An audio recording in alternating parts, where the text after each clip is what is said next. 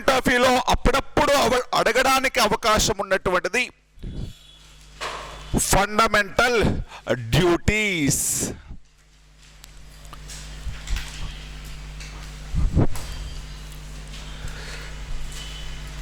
ప్రాథమిక విధులు అనేటువంటిది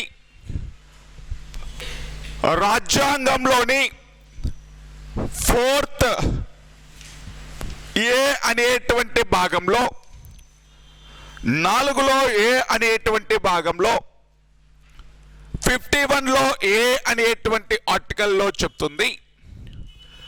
ఫండమెంటల్ డ్యూటీస్ అనేటువంటివి, ప్రాథమిక విధులు అనేటువంటివి రాజ్యాంగంలోని 4A అనేటువంటి భాగంలో 51A అనేటువంటి ఆర్టికల్లో ఉన్నాయి ఫండమెంటల్ డ్యూటీస్.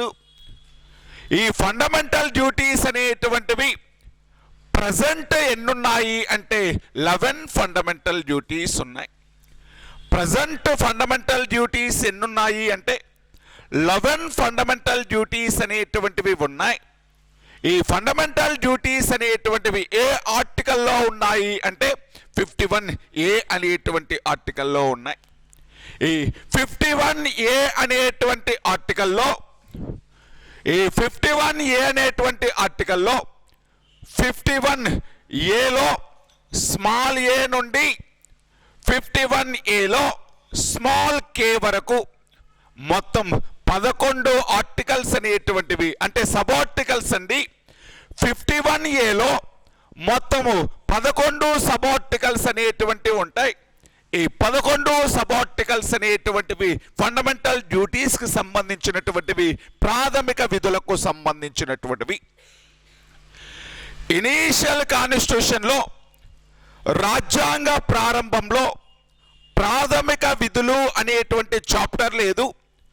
రాజ్యాంగం రాసినప్పుడు ఫండమెంటల్ డ్యూటీస్ అనేటువంటివి లేవు.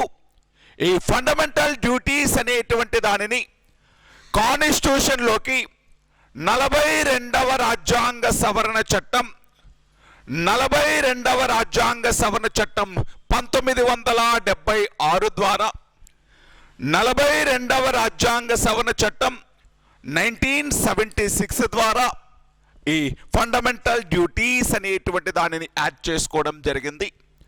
42వ రాజ్యాంగ సవరణ చట్టం 1976 ద్వారా మొత్తం 10 ప్రాథమిక విధులు అనేటువంటి వాటిని రాజ్యాంగంలో చేర్చుకోవడం జరిగింది. ఈ 42వ రాజ్యాంగ సవరణ చట్టం 1976 ద్వారా 10 ఫండమెంటల్ డ్యూటీస్ అనేటువంటివి యాడ్ చేసుకోవడం జరిగింది. మళ్ళీ 86వ రాజ్యాంగ సవరణ చట్టం 2002 ద్వారా 86వ రాజ్యాంగ సవరణ చట్టం 2002 ద్వారా ఇంకొక ఫండమెంటల్ డ్యూటీ అనేటువంటి దానిని యాడ్ చేసుకోవడం జరిగింది. సో ప్రజెంట్ 42 రాజ్యాంగ సవరణ చట్టం ద్వారా యాడ్ చేసినటువంటి 10 ప్రాథమిక విధులు, 86వ రాజ్యాంగ సవరణ చట్టం ద్వారా యాడ్ చేసినటువంటి ఇంకొక ప్రాథమిక విధి, టోటల్ 11 ఫండమెంటల్ డ్యూటీస్ అనేటువంటివి ఉన్నాయి. 11 ప్రాథమిక విధులు అనేటువంటివి ఉన్నాయి. అంటే రాజ్యాంగ ప్రారంభంలో అంటే రాజ్యాంగాన్ని అమలు చేసుకునే సమయానికి 1950 జనవరి 26 నాటికి రాజ్యాంగంలో ఫండమెంటల్ డ్యూటీస్ అనేటువంటి చాప్టర్ లేదు, ఫండమెంటల్ డ్యూటీస్ లేవు. అవి 1976లో యాడ్ చేసుకోవడం జరిగింది 42nd అమెండ్మెంట్ ద్వారా. అప్పుడు 10 ప్రాథమిక విధులు అనేటువంటివి ఉన్నాయి. మళ్ళీ 86వ రాజ్యాంగ సవరణ చట్టం 2002 ద్వారా ఇంకొక ప్రాథమిక విధిని చేర్చుకొని ప్రస్తుతం టోటల్ 11 ప్రాథమిక విధులు, 11 ఫండమెంటల్ డ్యూటీస్ అనేటువంటివి ఉన్నాయి. రాజ్యాంగంలో ఫండమెంటల్ డ్యూటీస్ అనేటువంటివి ఉండాలి, ప్రాథమిక విధులు అనేటువంటివి ఉండాలి అని మనము USSR అంటే రష్యా దేశం నుంచి ఇన్స్పైర్ అయ్యి రాజ్యాంగంలో చేర్చుకోవడం జరిగింది. USSR నుంచి, United states of Soviet Russia నుంచి రష్యా దేశం నుంచి ఇన్స్పైర్ అయ్యి ప్రాథమిక విధులు ఫండమెంటల్ డ్యూటీస్ అనేటువంటి చాప్టర్ను యాడ్ చేసుకోవడం జరిగింది.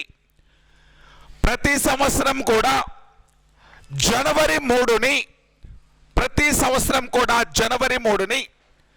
డే ఆఫ్ ఫండమెంటల్ డ్యూటీస్ లాగా సెలబ్రేట్ చేసుకోవడం జరుగుతుంది. ప్రాథమిక విధుల దినోత్సవం లాగా జనవరి 3ను సెలబ్రేట్ చేసుకోవడం జరుగుతుంది. ఎవ్రీ ఇయర్ జనవరి 3ని డే ఆఫ్ ఫండమెంటల్ డ్యూటీస్ లాగా సెలబ్రేట్ చేయడం జరుగుతుంది. ప్రాథమిక విధుల దినోత్సవం లాగా సెలబ్రేట్ చేయడం జరుగుతుంది. ఏ దేశం నుంచి ఇన్స్పైర్ అయ్యి తీసుకున్నారు అంటే రష్యా దేశం నుంచి ఇన్స్పైర్ అయ్యి తీసుకోవడం జరిగింది ప్రాథమిక విధులని. ప్రాథమిక హక్కులని ఏ దేశం నుంచి? అమెరికా. ఆదేశిక సూత్రాలని ఐర్లాండ్. ప్రాథమిక విధులని రష్యా దేశం నుంచి.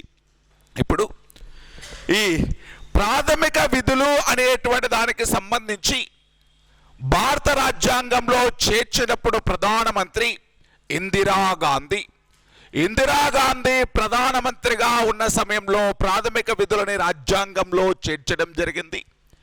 ఈ ఇందిరాగాంధీ ప్రధానమంత్రిగా ఉన్న సమయంలో ఈ ప్రాథమిక విధులకు సంబంధించి ఒక రిపోర్ట్ ఇవ్వమని, ఫండమెంటల్ డ్యూటీస్ అనేటువంటి వాటికి సంబంధించి అసలు ఎటువంటి ప్రాథమిక విధులు రాజ్యాంగంలో చేర్చాలో చెప్పమని ఒక రిపోర్ట్ ఇవ్వమని స్వరణ్ సింగ్ కమిటీని ఏర్పాటు చేయడం జరిగింది ఇందిరాగాంధీ గవర్నమెంట్ అనేటువంటిది. స్వరణ్ సింగ్ కమిటీ అనేటువంటి దాన్ని ఏర్పాటు చేయడం జరిగింది. ఈ స్వరణ్ సింగ్ కమిటీ అనేటువంటిది ఇచ్చినటువంటి రిపోర్టును బేస్ చేసుకొని స్వరణ్ సింగ్ కమిటీ అనేటువంటిది ఇచ్చినటువంటి రిపోర్టును బేస్ చేసుకుని 42వ రాజ్యాంగ సవరణ చట్టం అనేటువంటి దాన్ని చేయడం జరిగింది. ఈ స్వరణ్ సింగ్ కమిటీ రిపోర్టును బేస్ చేసుకుని 42వ రాజ్యాంగ సవరణ చట్టాన్ని చేసి ఈ స్వరణ్ సింగ్ కమిటీ రిపోర్టును బేస్ చేసుకునే రాజ్యాంగంలో 10 ప్రాథమిక విధులను చేర్చుకోవడం జరిగింది. అంటే ప్రాథమిక విధులు అనేటువంటివి రాజ్యాంగంలో ఇన్కార్పొరేట్ చేయమని రికమెండేషన్స్ ఇచ్చినటువంటి కమిటీ ఏంటి అంటే Swaran Singh committee, doctor Swaran Singh committee. ఏ కమిటీ యొక్క రికమెండేషన్స్ మేరకు ఫండమెంటల్ డ్యూటీస్ని రాజ్యాంగంలో చేర్చుకున్నారు అంటే స్వరణ్ సింగ్ కమిటీ రికమెండేషన్స్ మేరకు. ఈ స్వరణ్ సింగ్ కమిటీ రికమెండేషన్స్ మేరకు ప్రాథమిక విధులని రాజ్యాంగంలో చేర్చుకోవడం కోసం 42వ అమెండ్మెంట్ చేయడం జరిగింది. ఈ అమెండ్మెంట్ ద్వారా 10 ప్రాథమిక విధులు అనేటువంటివి చేర్చుకోవడం జరిగింది. అసలు ఎందుకని స్వరణ్ సింగ్ కమిటీ అనేటువంటి దాన్ని ఏర్పాటు చేశారు? అసలు ఫండమెంటల్ డ్యూటీస్ అనేటువంటిది ఎందుకు అప్పుడే రాజ్యాంగంలో చేర్చుకోవాలి అనుకున్నారు? ఎందుకు ఈ చాప్టర్ చేయవలసి వచ్చింది అంటే ఇందిరాగాంధీ గవర్నమెంట్ ఏమని ఫీల్ అయ్యింది అంటే దేశంలో ఉండేటువంటి ప్రజలు వీళ్ళు స్వేచ్ఛలని హక్కులని ఎంజాయ్ చేయడంతో పాటు హక్కులని అనుభవించడంతో పాటు వీళ్ళకి దేశం పైన కొంత బాధ్యత కూడా కలిగి ఉండాలి, దేశానికి సంబంధించినటువంటి కొంత రెస్పాన్సిబిలిటీ కూడా కలిగి ఉండాలి. ఓన్లీ హక్కులు మాత్రమే కలిగి ఉండడం అనేటువంటిది కరెక్ట్ కాదు. వాళ్ళకి బాధ్యతలు కూడా ఉండాలి, ఒక రెస్పాన్సిబుల్ పర్సన్ లాగా ఉండాలి. ఆ రెస్పాన్సిబిలిటీస్ అనేటువంటి వాటి గురించి ఇనీషియల్ కాన్స్టిట్యూషన్లో రాజ్యాంగవేత్తలు అనేటువంటి వాళ్ళు దాని గురించి చెప్పలేదు. కాబట్టి ఇన్కంప్లీట్గా మిగిలిపోయింది ఆ భాగం అనేటువంటిది. ప్రాథమిక హక్కుల గురించి చెప్పారు కానీ వాళ్ళ బాధ్యతల గురించి, డ్యూటీస్ గురించి చెప్పలేదు. ఎవరు అంటే రాజ్యాంగాన్ని నిర్మించినప్పుడు రాజ్యాంగవేత్తలు అనేటువంటి వాళ్ళు, కాన్స్టిట్యూషన్ ఫ్రేమర్స్ అనేటువంటి వాళ్ళు చేసినటువంటి ఆ చిన్న మిస్టేక్ని మనం కరెక్ట్ చేద్దాం, ఆ చిన్న తప్పుని ఏదైతే ఆ చిన్న తప్పును చేశారో దాన్ని సరిదిద్దాలి అన్నటువంటి ఉద్దేశంతో దానిని కరెక్ట్ చేయాలి అనేటువంటి ఉద్దేశంతో ఇందిరాగాంధీ గవర్నమెంట్ స్వరణ్ సింగ్ కమిటీని ఏర్పాటు చేస్తే ఈ స్వరణ్ సింగ్ కమిటీ ఇచ్చినటువంటి రిపోర్టును బేస్ చేసుకుని 42వ రాజ్యాంగ సవరణ చట్టాన్ని చేసి 10 ప్రాథమిక విధులు అనేటువంటి వాటిని చేర్చుకోవడం జరిగింది. అందుకే ఇందిరాగాంధీ గవర్నమెంట్ చేసినటువంటి ఈ ప్రాథమిక విధులకు సంబంధించి కొంతమంది కొన్ని స్టేట్మెంట్లు కూడా ఇవ్వడం జరిగింది. అటువంటి వాళ్ళలో లాస్కీ అనేటువంటి ఒక రాజ్యాంగవేత్త ఏమన్నాడు అంటే, fundamental rights and fundamental duties both are two sides of a coin అన్నాడు. ఒక నాణానికి ఉండేటువంటి రెండు ప్రక్కలు లేకపోతే రెండు వైపులు ఈ ప్రాథమిక హక్కులు మరియు ప్రాథమిక విధులు అనేటువంటివి. Fundamental rights and fundamental duties both are two sides of a coin. ఒక నాణానికి ఉండేటువంటి రెండు ప్రక్కలు ప్రాథమిక హక్కులు మరియు ప్రాథమిక విధులు అని ఎవరు స్టేట్మెంట్ ఇచ్చారు అంటే లాస్కీ అనేటువంటి వ్యక్తి ఏమన్నాడు అంటే, ఫండమెంటల్ రైట్స్ ఫండమెంటల్ డ్యూటీస్ అనేటువంటివి ఇవి రెండు ఒక కాయిన్కు ఉండేటువంటి రెండు సైడ్స్, ఇవి రెండు కూడా ఇంపార్టెంటే అని చెప్పాడు లాస్కీ. కాకపోతే ఫండమెంటల్ డ్యూటీస్ అనేటువంటి దానికి జ్యుడిషియరీ ప్రొటెక్షన్ లేదు, న్యాయ సంరక్షణ అనేటువంటిది లేదు. ఇంతకుముందు ప్రాథమిక హక్కులకి న్యాయ సంరక్షణ ఉందా లేదా? కోర్టుల ద్వారా సాధించుకోగలమా లేదా? కానీ ఆదేశిక సూత్రాలకు ఉందా? లేదు. ఆదేశిక సూత్రాలకు ఎలాగైతే జ్యుడిషియరీ ప్రొటెక్షన్ లేదు, సేమ్ ప్రాథమిక విధులు ఫండమెంటల్ డ్యూటీస్ కూడా ఏం లేదు, జ్యుడిషియరీ ప్రొటెక్షన్ లేదు, న్యాయ సంరక్షణ అనేటువంటిది లేదు. న్యాయ సంరక్షణ లేదు కాబట్టి ప్రాథమిక విధులు అనేటువంటి వాటిని ఫుల్ఫిల్ చేయలేదు, నువ్వు ఆ డ్యూటీని ఫాలో అవ్వలేదు అని మన మీద కేసు ఫైల్ చేయొచ్చా? లేదు. పనిష్మెంట్లు ఇవ్వచ్చా? ఇవ్వడానికి లేదు. ప్రాథమిక విధులు అనేటువంటివి వాలంటరీ, అంటే నీ యొక్క రెస్పాన్సిబిలిటీని తెలుపుతున్నాయి, కానీ నువ్వు ఆ డ్యూటీని చేయకపోతే నీకు ఎటువంటి పనిష్మెంట్లు కూడా ఎటువంటి పనిష్మెంట్లు ఇవ్వరాదు. అంటే న్యాయస్థానాల ద్వారా నీ యొక్క డ్యూటీ అనేటువంటి దాన్ని చేయమని నిన్ను ఎవరూ కూడా ప్రెజర్ చెయ్యరు.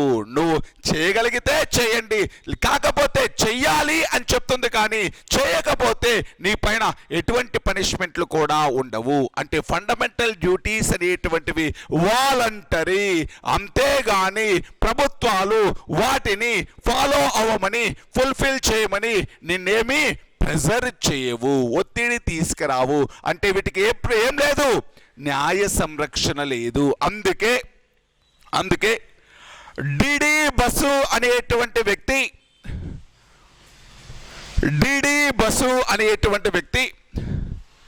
ఆయన ఇంట్రడక్షన్ టు ది కాన్స్టిట్యూషన్ అనేటువంటి బుక్ను రాశాడు. చాలా సార్లు అడిగినటువంటి బిట్ అండి. డిడి బసు రాసినటువంటి బుక్ పేరేంటండి? Introduction to the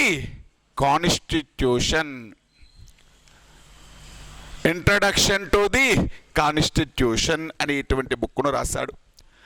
DD bus అనేటువంటి వ్యక్తి ఇంట్రడక్షన్ టు ది కాన్స్టిట్యూషన్ అనేటువంటి బుక్ను రాసి, ఈ ఇంట్రడక్షన్ టు ది కాన్స్టిట్యూషన్ అనేటువంటి బుక్ను రాసినటువంటి డిడి బసు ఏమంటాడు అంటే, ఈ ఫండమెంటల్ డ్యూటీస్ అనేటువంటి వాటిని ఫాలో అవ్వడం, ప్రాథమిక విధులను నిర్వర్తించడం ప్రజల యొక్క చిత్తశుద్ధి పైన ఆధారపడి ఉంటుంది అంటాడు. అంటే గవర్నమెంట్స్ అనేటువంటివి కంపెల్ చేయవు, ప్రెజర్ చేయవు, వాటిని ఫాలో అవ్వాలా వద్దా, ఆ ప్రాథమిక విధిని నిర్వర్తించాలా వద్దా అనేటువంటిది పౌరుల యొక్క చిత్తశుద్ధి, అంటే వాళ్ళలో ఉండేటువంటి ఆ చెయ్యాలి అనేటువంటి దానిపైన మాత్రమే ఆధారపడి ఉంటుంది. ప్రజల యొక్క చిత్తశుద్ధిపై మాత్రమే ఈ ప్రాథమిక విధులు అనేటువంటివి సక్సెస్ అవుతాయా, ఫెయిల్యూర్ అవుతాయా అనేటువంటిది దేని మీద ఆధారపడి ఉంటుంది అంటే ప్రజల యొక్క చిత్తశుద్ధి పైన ఆధారపడి ఉంటుంది. అంటే ప్రాథమిక విధులు రాసుకోవడం వల్ల ఉపయోగమేమీ లేదు, వాటిని ఫాలో అయితే ఉపయోగం. అది ఎప్పుడు సక్సెస్ అవుతాయి? ప్రజలు వాటిని ఫాలో అయితే సక్సెస్ అవుతాయి, ఫాలో అవ్వకపోతే ఫెయిల్ అయిపోతాయి. అందుకని ఆ ప్రాథమిక విధులు అనేటువంటివి సక్సెస్ అవుతాయా లేకపోతే ఫెయిల్యూర్ అవుతాయా అనేటువంటిది దేని మీద ఆధారపడి ఉంటుంది అంటే ప్రజల యొక్క చిత్తశుద్ధి పైన ఆధారపడి ఉంటుంది అని ఎవరు చెప్పారు అంటే డిడి బసు. ఆయన రాసినటువంటి బుక్ ఏంటండి? Introduction to the constitution. నిన్న మీకు గ్రాన్విల్ ఆస్టిన్ అనేటువంటి వ్యక్తి గురించి చెప్తూ ఆయన గురించి ఒక బుక్ చెప్పాను. ఏ బుక్ అది? Indian constitution corner stone of A nation. Indian constitution corner stone of A nation అనే బుక్ ఎవరు రాశారు? గ్రాన్విల్ ఆస్టిన్ అనేటువంటి వ్యక్తి. ఈయన డిడి బసు ఏ బుక్ రాశాడు అంటే ఇంట్రడక్షన్ టు ది కాన్స్టిట్యూషన్ అనేటువంటి బుక్ను రాసి ఈ ప్రాథమిక విధులు అనేటువంటివి విజయవంతం అవ్వడం లేకపోతే అవ్వకపోవడం, సక్సెస్ అవ్వడం లేకపోతే సక్సెస్ అవ్వకపోవడం ప్రజల యొక్క చిత్తశుద్ధి పైన మాత్రమే ఆధారపడి ఉంటుంది. వాళ్ళు ఖచ్చితంగా ఫాలో అయ్యారు అంటే సక్సెస్ అవుతాయి, ఫాలో అవ్వకపోతే ఫెయిల్ అవుతాయి అని చెప్పాడు. ఎవరు అంటే ఈ డిడి బసు అనేటువంటి వ్యక్తి. నెక్స్ట్ బార్వా అనేటువంటి వ్యక్తి. బార్వా అనేటువంటి వ్యక్తి ఇక్కడ ఉంది చూడండి. బార్వా అనేటువంటి వ్యక్తి, బార్వా అనేటువంటి వ్యక్తి ఏమన్నాడు అంటే ప్రాథమిక విధులు అనేటువంటివి కేవలం అలంకారప్రాయమైనటువంటివి. అంటే జస్ట్ అవి అలంకారప్రాయమైనవి అంటే పేరుకు మాత్రమే ఉంటాయి. వాటికి జ్యుడిషియరీ ప్రొటెక్షన్ లేనంత వరకు వాటిని ఎవరైనా ఫాలో అవుతారా? Follow hour. కేవలం అలంకారప్రాయమైనటువంటివి, కేవలం ఒక మేకప్ లాగా ఉంటాయి. కాన్స్టిట్యూషన్ కి ఒక మేకప్ లాంటివి అవి. జస్ట్ అవన్నీ కూడా మేకప్ అయిన తర్వాత, రెడీ అయిన తర్వాత ఒక అలంకారం అనేటువంటిది ఎలా చేస్తారో, మేకప్ అనేటువంటిది ఎలా చేస్తారో ఒక మేకప్ లాంటివి ఈ ప్రాథమిక విధులు అని ఎవరు చెప్పారు అంటే బార్వా అనేటువంటి వ్యక్తి చెప్పడం జరిగింది. బార్వా అనేటువంటి వ్యక్తి ప్రాథమిక విధులు అనేటువంటివి కేవలం ఒక మేకప్ లాంటిది, ఇండియన్ కాన్స్టిట్యూషన్ కి ఒక మేకప్ లాంటివి, ఒక అలంకారప్రాయమైనటువంటివి అని చెప్పాడు బార్వా అనేటువంటి వ్యక్తి. అంటే ప్రాథమిక విధులు అనేటువంటివి ఫాలో అవ్వాలా అవ్వకూడదా అనేటువంటిది ప్రజల యొక్క ఇండివిడ్యువల్ డిసిషన్. వాళ్ళు ఫాలో అవ్వచ్చు అవ్వకపోవచ్చు. కాకపోతే ఈ ప్రాథమిక విధులు అనేటువంటివి అవ్వడము అవ్వకపోవడము అనేటువంటిది వాళ్ళ యొక్క చిత్తశుద్ధిపైనే ఆధారపడి ఉంటుంది. ప్రజలు ఫాలో అవుతే ఏమవుతుంది అంటే సక్సెస్ అవుతాయి, లేకపోతే ఫెయిల్యూర్ అవుతాయి అని చెప్పాడు డిడి బసు అనేటువంటి వ్యక్తి. మరి ఫండమెంటల్ డ్యూటీస్ అనేటువంటివి 11 ఉన్నాయి అని చెప్తున్నాం. ఇనీషియల్గా అంటే 1976లో చేర్చుకున్నప్పుడు 10 ఉన్నాయి. ప్రజెంట్ ఇంకొకటి యాడ్ చేసుకొని 11 ఉన్నాయి అంటున్నాం. ఈ ప్రాథమిక విధులు అనేటువంటి వాటిపైన విమర్శలు అనేటువంటివి చాలా ఉన్నాయి. ఏమని విమర్శలు ఉన్నాయి అంటే ఈ ప్రాథమిక విధుల్లో ఉండేటువంటి అంశాలు ఏవైతే ఉన్నాయో, ఆ 11 ప్రాథమిక విధులు ఏవైతే ఉన్నాయో ఆ టర్మినాలజీ అనేటువంటిది కొంచెం కష్టంగా ఉంది. ఆ టర్మినాలజీ అనేటువంటిది సామాన్య ప్రజలకు అర్థం అవ్వదు. అందులో వాళ్ళు చెప్పినటువంటి భావాలు కూడా సామాన్య ప్రజలకు అర్థం అవ్వనటువంటి భావాలు చాలా ఉన్నాయి. చూడండి, కొన్ని ప్రాథమిక విధులకు సంబంధించినటువంటి విమర్శలు అంటే అసలు ప్రాథమిక విధుల్లో అనేటువంటివి ఏమున్నాయో తెలిస్తే దానిపైన ఎందుకు విమర్శ చేశారు అనేటువంటిది తెలుసుకోవచ్చు.